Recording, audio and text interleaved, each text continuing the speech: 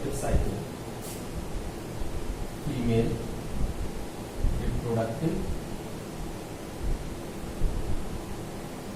Cycle, इसी को हम बोल सकते हैं मेंस्ट्रुअल साइकिल। अब देखना जरा, अगर कोई पूछे कि फीमेल रिप्रोडक्टिव साइकिल का जो हाईएस्ट सेंटर है वो क्या है, तो हम लोग ऐसा बात कर सकते हैं कि जैसे सपोज करो कि ये हाइपोथैलेमस है, ठीक है।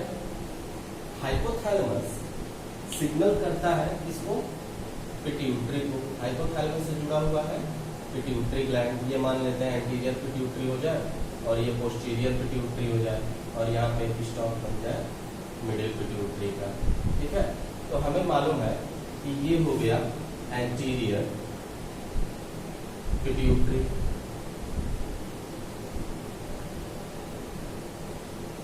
ठीक है, और ये हाइपोथैलेमस हो गया।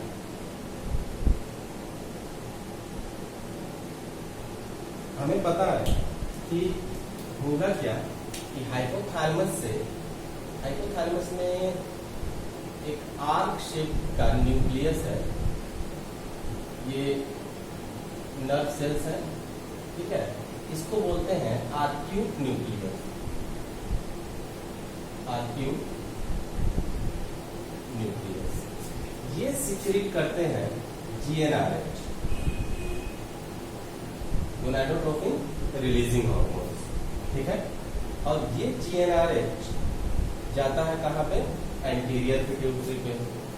एंटीरियर पिट्यूटरी इसके इन्फ्लुएंस में क्या रिलीज करती है, एलएच और एफएसएच, ठीक है।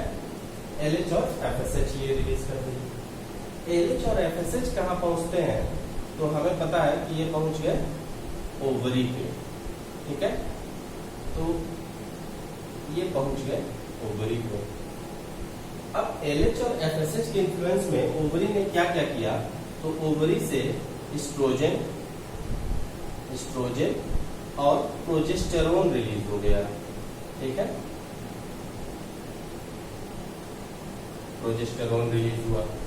अब देखेंगे कि ये एस्ट्रोजन और प्रोजेस्टेरोन फर्दर किसको कंट्रोल कर दिए, जो यूटरस है उसको कंट्रोल किए, यूटरस को कंट्रोल किए, ठीक है।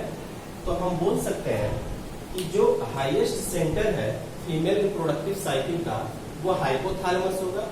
हाइपोथैलेमस ने कंट्रोल किया एंटीरियर पिट्यूटरी को, तो second highest centre anterior pituitary हो जाएगा। एंटीरियर पिट्यूटरी ने कंट्रोल किया ओवरी को, तो थर्ड हाईएस्ट सेंटर ओवरी हो जाएगी। और ओवरी ने कंट्रोल किया यूटरस को, तो फोर्थ सेंटर यूटरस हो जाएगा। और एक चीज और जान लेना कि जो हाइपोथैलेमस है जीएनआरएच जो रिलीज करता है, इसको फर्दर कंट्रोल करता है हमारा लिम्बिक सिस्टम। लिम्बिक सिस्टम, अब हमको पता है कि लिम्बिक सिस्टम को हम इमोशनल ब्रेन भी बोलते हैं ना, ठीक है, इमोशनल ब्रेन है।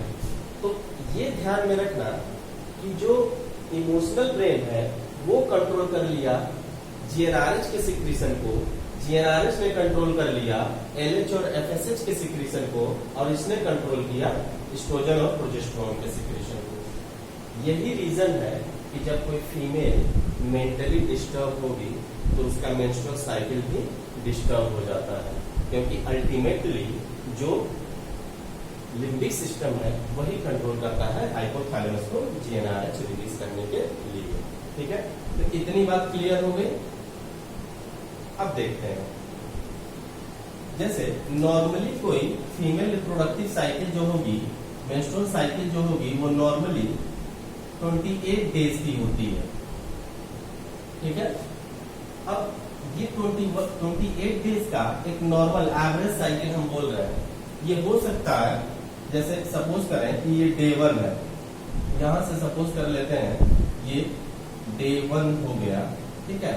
डे 1 से लेकर के ये मान लेते हैं डे 28 हो गया, ठीक है। ये डे 28 हो गया, ये हो गया एक नॉर्मल रिप्रोडक्टिव साइकिल। एक चीज याद रखना कि इसका मिडिल क्या होगा, 14th डे, ठीक है। तो मेरा कहने का ये मतलब है कि ऐसा नहीं है कि एग्जैक्टली 28 डेज का कोई मेंस्ट्रुअल साइकिल होगा। ठीक है, यहां पे ये मेंस्ट्रुअल साइकिल 29 डेज का भी हो सकता है, 30 डेज का भी हो सकता है, 31, 32, 33, 34, 35 डेज तक का भी हो सकता है। तो ये वैरी करते हुए डे 35 तक जा सकता है, यहां तक इसे हम नॉर्मल मेंस्ट्रुअल साइकिल बोलेंगे। ठीक है, अब अगर किसी फीमेल का रिप्रोडक्टिव साइकिल 35 डेज के पार चला गया, ठीक है, एक्सीड कर गया, तब जाकर के कोई एक पैथोलॉजिकल या एब्नॉर्मल कंडीशन हो सकता है जिसको हम बोल देते हैं ओलिगोमेनोरिया। 35 डेज से जब एबव होगा, ठीक है, तो हम ये बोल दें एबव 35 डेज का जब हो जाएगा तो कंडीशन कहलाएगा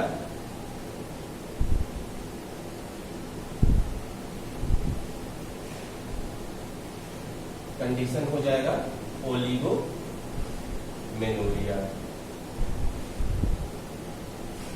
ठीक है, तो ये कंडीशन आ गया ओलिगोमेनोरिया का।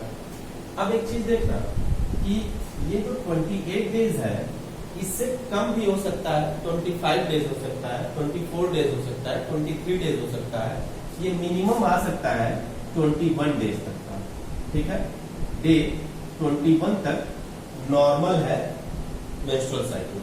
अब अगर डे 21 से कम हो गया, length of reproductive cycle day 21 से कम हो गया, तो फिर कोई पैथोलॉजिकल कंडीशन है। ठीक है, तो हम यहां पे बोल सकते हैं less than day 21 is pathological condition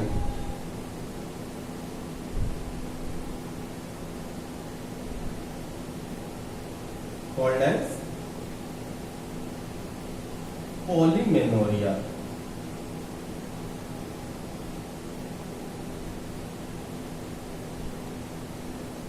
ठीक है, अब देखना कि ओलिगोमेनोरिया और पॉलीमेनोरिया क्या हो गया कि जैसे अगर 21 डेज से कम का मेंस्ट्रुअल साइकिल है, तो जितने कम डेज के मेंस्ट्रुअल साइकिल होंगे उतने ही 1 ईयर में रिपीटिशन ऑफ मेंस्ट्रुअल साइकिल बढ़ जाएगा। तो छोटी मेंस्ट्रुअल साइकिल होगी तो 1 ईयर में और ज्यादा मेंस्ट्रुअल साइकिल हो जाएंगी, इसलिए पॉलीमेनोरिया। अब लेंथ जो मेंस्ट्रुअल साइकिल का बढ़ गया तो 1 ईयर में नंबर ऑफ मेंस्ट्रुअल साइकिल घट जाएगी, और नंबर ऑफ मेंस्ट्रुअल साइकिल घट जाने को हम बोल देते हैं ओलिगोमेनोरिया। इतनी बात क्लियर है सभी को? अब एक चीज देखना, यहां पे क्या होगा,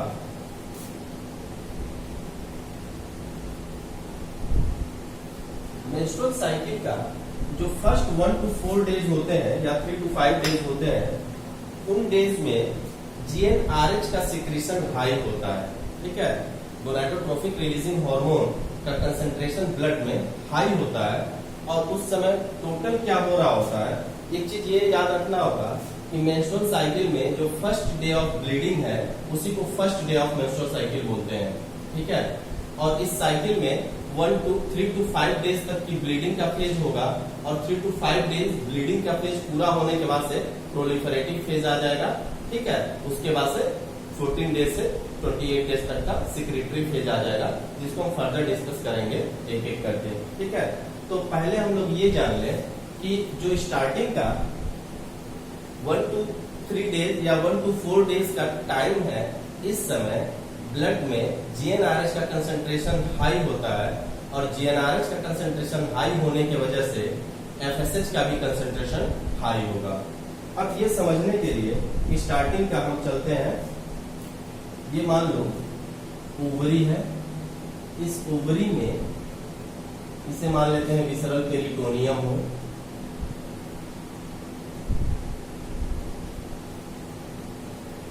ये विसरल पेरिटोनियम का पार्ट हो, और ये जर्मिनल एपिथेलियम हो, ये जर्मिनल एपिथेलियल सेल्स है, और इसके नीचे फाइबर्स हो। ठीक है, ये कोलाजन फाइबर जिसको हम टूनिका अल्बुजिनिया बोलते हैं, टूनिका अल्बुजिनिया।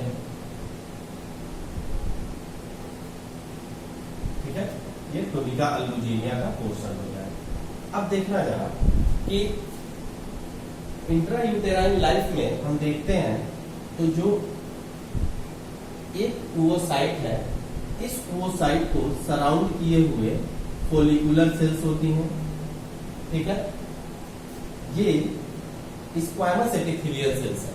जो फॉलिकल्स हैं ये स्क्वैमस एपिथेलियल सेल्स हैं जिसके अंदर एम्बेडेड है oocyte, ठीक है। इस स्टेज में हम इसे बोल देते हैं प्राइमोर्डियल फॉलिक्यूल, प्राइमोर्डियल फॉलिक्यूल, ठीक है। अब ये जो प्राइमोर्डियल फॉलिकल्स होंगे जहां पे फ्लैटेंड एपिथेलियल सेल्स है, ठीक है, ये ग्रो करके इसमें कन्वर्ट होगा। तो अंदर वो साइड रख ले और ये जो फॉलिकुलर सेल्स है, ये फॉलिकुलर सेल्स क्या करती हैं, इम्बाइब होकर के, और ज्यादा जब इम्बाइब होंगी तो ये क्यूबोइडल में कन्वर्ट हो जाती है। और क्यूबोइडल में कन्वर्ट होने के लिए इस पे जो काम करते हैं वो यहीं के कुछ लोकल फैक्टर्स हैं, कुछ केमिकल सब्सटेंसेस हैं जिनको हम बोल दिए लोकल फैक्टर, ठीक है। तो लोकल फैक्टर्स के हेल्प से ये क्या हो गए, इम्बाइब हो गए जो एपिथेलियल सेल्स थे, और ये क्यूबोइडल एपिथेलियम बन गया। अब जब ये क्यूबोइडल एपिथेलियम बन गया तब इस सेल को हम इस स्ट्रक्चर को हम बोल देंगे प्राइमरी फॉलिकल, ठीक है, प्राइमरी फॉलिकल। अब ये देखते हैं कि जो ये प्राइमरी फॉलिकुलर सेल्स है, ठीक है, जिसमें क्या है कि फॉलिकुलर सेल्स क्यूबोइडल है। प्राइमोर्डियल फॉलिकल में क्या है कि फॉलिकुलर सेल्स स्क्वैमस है, ठीक है। अब देखना जरा, हमको मालूम है कि स्टार्टिंग के फर्स्ट 1 to 4 डेज में LH का कंसेंट्रेशन हाई है, ठीक है, मतलब GnRH का कंसेंट्रेशन हाई है तो डेफिनेटली LH का भी कंसेंट्रेशन हाई होगा। तो यहाँ पे क्या होता है, जो LH और FSH, बेसिकली हमको बात करनी है FSH, ठीक है। तो FSH का कंसेंट्रेशन यहाँ पे हाई होने की वजह से ये FSH जैसे ही प्राइमरी फॉलिकल पे पड़ता है, ये primary follicular cells secondary follicle में कन्वर्ट हो जाते हैं, ठीक है। तो प्राइमरी फॉलिकल को सेकेंडरी फॉलिकल में कन्वर्ट होने में देखते हैं कि क्या क्या कंडीशंस हैं। ये मान लो oocyte हो गया, याद रखना कि इनके अंदर जो oocyte है वो प्राइमरी oocyte है। इसके अंदर का जो oocyte होगा वो कैसा होगा, ये प्राइमरी oocyte होगा, ठीक है, प्राइमरी oocyte है। अब क्या होगा कि जैसे ही प्राइमरी फॉलिकल सेकेंडरी फॉलिकल में कन्वर्ट हो रही है FSH के इन्फ्लुएंस में, तो होगा क्या कि ये जो सेल्स हैं, फॉलिकल के सेल्स हैं, ये मल्टीप्लाई होकर के माइटोसिस करते हैं बेसिकली, और मल्टीप्लाई होकर के लार्जर नंबर ऑफ सेल्स बन जाए, ठीक है। तो ये क्या किए, मल्टीप्लाई करके 1 से ज्यादा लेयर का थिकनेस इनका हो गया। इन्हीं सेल्स को हम बोल देते हैं ग्रैनुलोसा सेल्स। तो ये सेल्स हो गया ग्रैनुलोसा, ठीक है। अंदर जो ओवम है वो कैसा ओवम है, प्राइमरी oocyte है, ठीक है। तो ये हो गया प्राइमरी oocyte। अब क्या होगा, ये जो ग्रैनुलोसा सेल्स बनती है ये क्या करती है कि कुछ केमिकल सब्सटेंसेस रिलीज करती है अपने पेरिफेरी में, और जो केमिकल सब्सटेंसेस ग्रैनुलोसा सिक्रीट करेगा अपने पेरिफेरी में, वो केमिकल सब्सटेंसेस क्या करेंगे, इस सराउंडिंग स्ट्रोमल सेल्स को कन्वर्ट करते हैं थीका में, और वो थीका लेयर इनके साथ अटैच हो जाता है।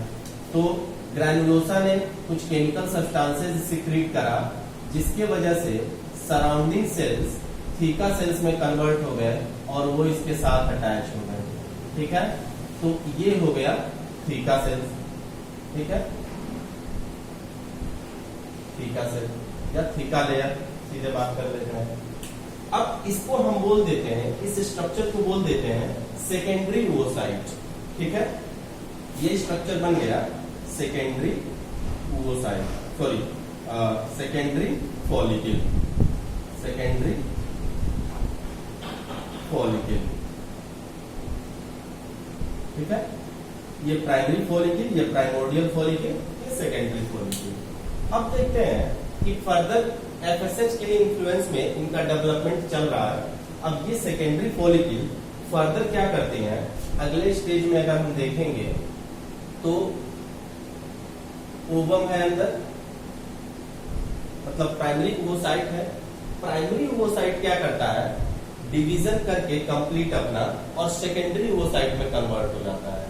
हमको पता है कि ओवम सेकेंडरी ओवोसाइट में कब कन्वर्ट हुआ है, सॉरी ये प्राइमरी ओवोसाइट सेकेंडरी ओवोसाइट में कब कन्वर्ट हुआ है, जब प्यूबर्टी का स्टेज आया है तब। ठीक है, तो ये सपोज कर लेते हैं कि प्यूबर्टी के स्टेज में किसमें कन्वर्ट हो गए, सेकेंडरी ओवोसाइट में कन्वर्ट हो गए। ठीक है, तो ये हो गया सेकेंडरी ओवोसाइट। ये नीट का क्वेश्चन आता रहता है कि कौन से स्टेज में सेकेंडरी ओवोसाइट मिलेगा, तो वो अभी हम लोग देखते हैं। बन गया सेकेंडरी ओवोसाइट, और एक पोलर बॉडी जो होगा वो कहीं ना कहीं इसी में एम्बेडेड होगा। जो डॉट से मैंने रिप्रेजेंट किया है वो इसका पोलर बॉडी है। ठीक है, अब क्या करते हैं कि जो ओवम है ये देखेंगे या सेकेंडरी ओवोसाइट को देखेंगे तो ये अपने पेरिफेरी पे कुछ बायोमोलिक्यूल सिक्रीट करता है। ठीक है,